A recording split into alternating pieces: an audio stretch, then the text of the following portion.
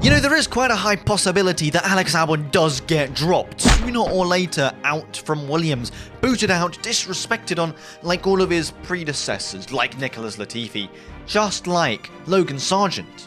Honestly, it might happen. Colapinto has been fragging out, and who knows, Colapinto might be better than Albon. And you got Carlos Sainz, who is already a proven driver.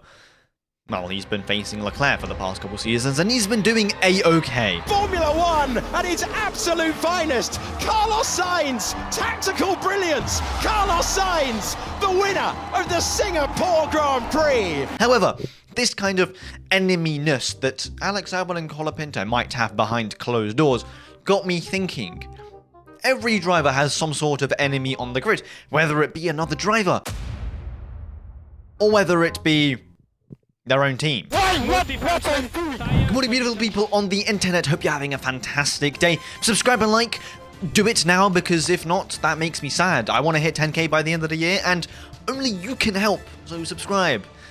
It's fucking cringe. Honestly, if I do that ever again, let's hit big number of 20 likes. Yeah. Otherwise, there won't be a championship battle, and Verstappen will just win. Anyway, enjoy the video. Now, Alex Albon is one of my favorite drivers on the grid, if not my favorite. Like, how could you not like him? He fragged out, he carried Williams to places where nobody thought that they could achieve. Blood got Try again. Blood got 27 points.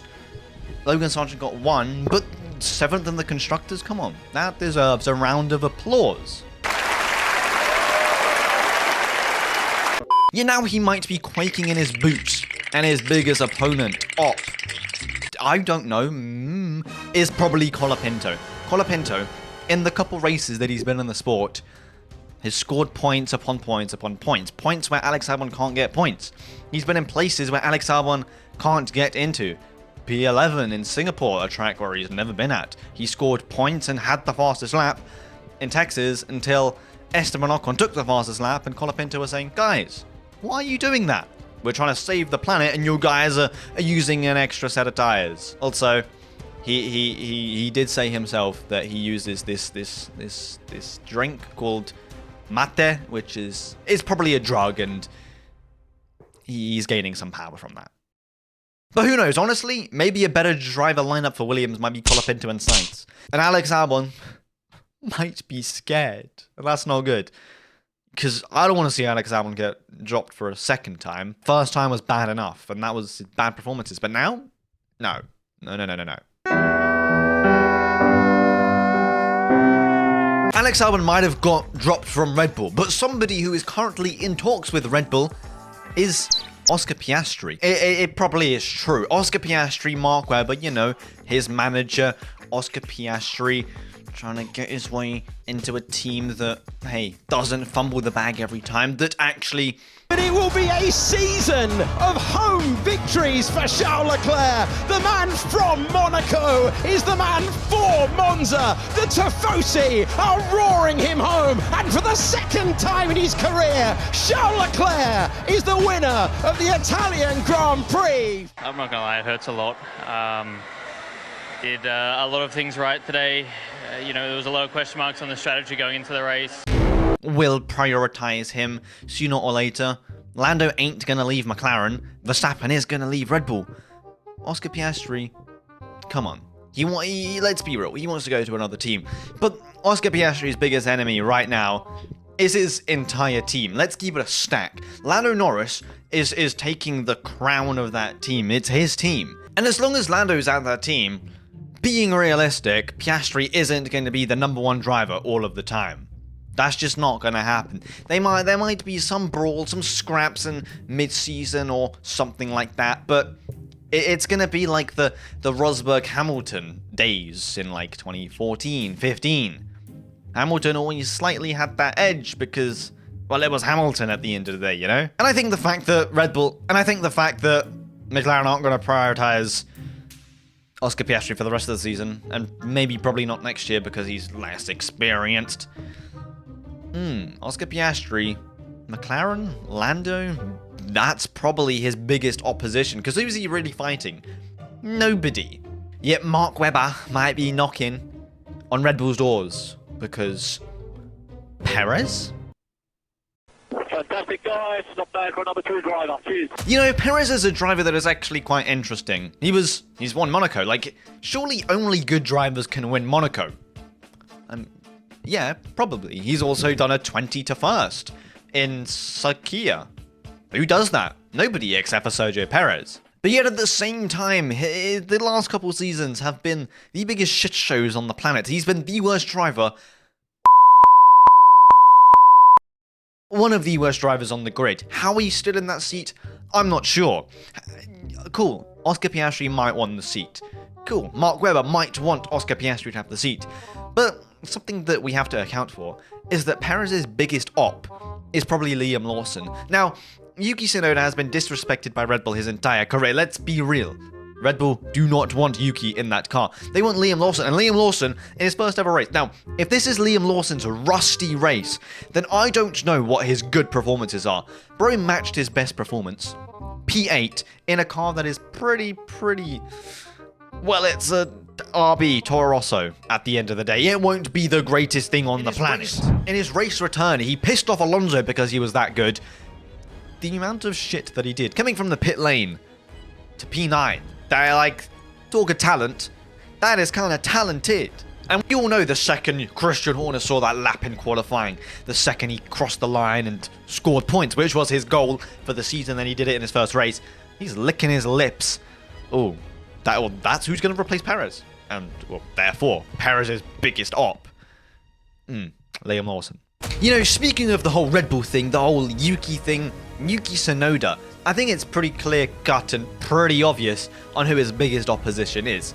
Like, it's not Liam Lawson. He's not fighting the battle with Liam Lawson. He's fighting the battle with a much bigger fish in the tank, maybe even shark. Red Bull hate the guy. I don't know what about it is, but they hate him.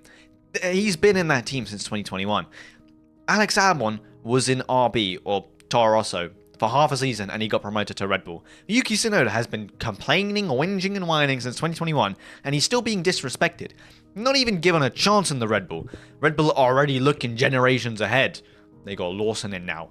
They've got Oscar Piastri on the sidelines. Who knows? They might even eye up Colapinto to join them in the RB. I don't think Red Bull will ever give Yuki Tsunoda a shot. His biggest enemy, his biggest op, is Red Bull.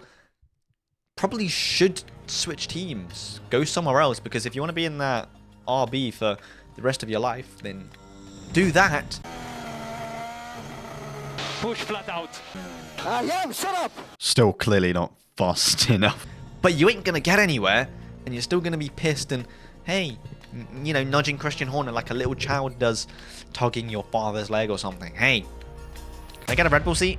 No, you will never get a Red Bull seat. I mean, just look at Gasly. He was in the AlphaTauri Toro Rosso for quite a while until he had enough because, well, what's the point of me being here? It's a shit car, shit team. I'm never going to get into the Red Bull again because I fumbled the bag the first time.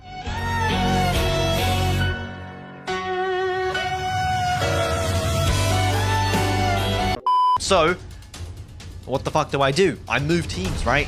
He moved to Alpine, but that's where, you know, Pierre Gasly's enemies kind of start. His entire enemy is the Alpine team. Now, if I were in my car, I'd look at that space and go, well, that's too small. And then I'd go find another. But that's not what a French person would do.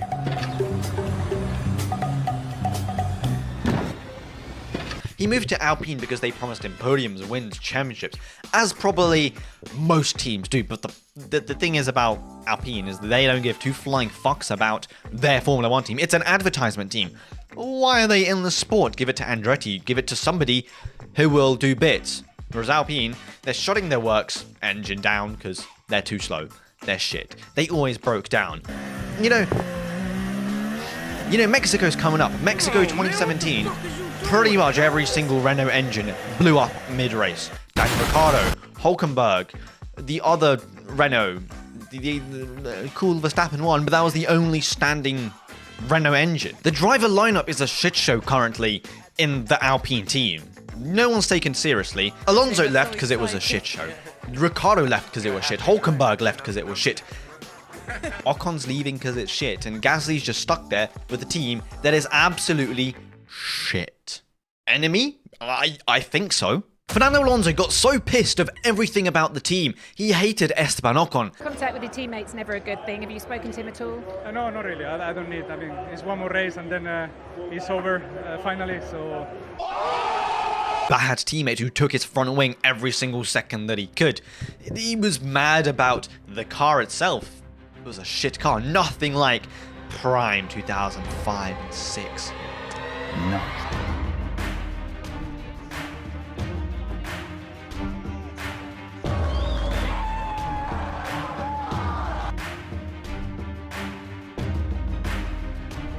No, nothing like that. The team itself didn't listen to him whatsoever, so what's the point of being there? Might as well hop skippity-doo to another team that is actually good. And guess what? He went to Aston Martin, and at his ripe old age of 83, scoring podiums in his debut race and carried on scoring podiums until the car fell off. No! God, please, no! No! No! No! Like, give him a proper car, and he's fucking winning the championship. Honestly, give him Lando's car right now, and he's steaming through, slapping up everybody, winning everything. Yet right now, his biggest enemy is his car, because he went to Aston Martin, because they had a good car, and now they don't have a good car. Gambling on Adrian Newey, cooking up an absolute stormer next year, but if that doesn't happen, the enemy will just carry on being his car. Well, like, what? No one else is against Alonso right now. Stroll can't put up a fight, and that's it? In the unlikely event that Adrian Newey doesn't cook up a stormer, then, I don't know, Adrian Newey could have gone to Ferrari, and honestly, that might have helped out Leclerc with his biggest enemy, which is probably the fact that he's been in that team since 2019, and how many championships has he gotten in a Ferrari? That would be 0. He spent nearly as much time in that team, or he will when his contract ends, as Michael Schumacher. And Michael Schumacher won championships. He won bits with that team consecutively. Shadow of a doubt, it's the greatest achievement in the history of Formula One racing. This is history. And Charles Leclerc, cool. He's winning races now, a lot. He's not crashing out a lot. But the fact of the matter is, his op is the championship. Something about Ferrari, just, they don't have that, yeah, let's go win the championship. They don't have that, and that's a big issue. It used to be the strategy. Strategy used to be clowns. Now the clowns have gone over to McLaren. 2021, 2020, it was the car. 2022, it was his own fault. But now, I think he's ironed everything out. Championships. That's probably his opposition, because he doesn't have any, and he probably should. And speaking of championships, someone who has an abundance of championships and probably will win this year, because Lando is Lando, and his best is, what, P2? Or losing the lead at turn 1. Anyway, Max Verstappen. His biggest enemy definitely has to be the FIA. I went into qualifying, I knew the car was...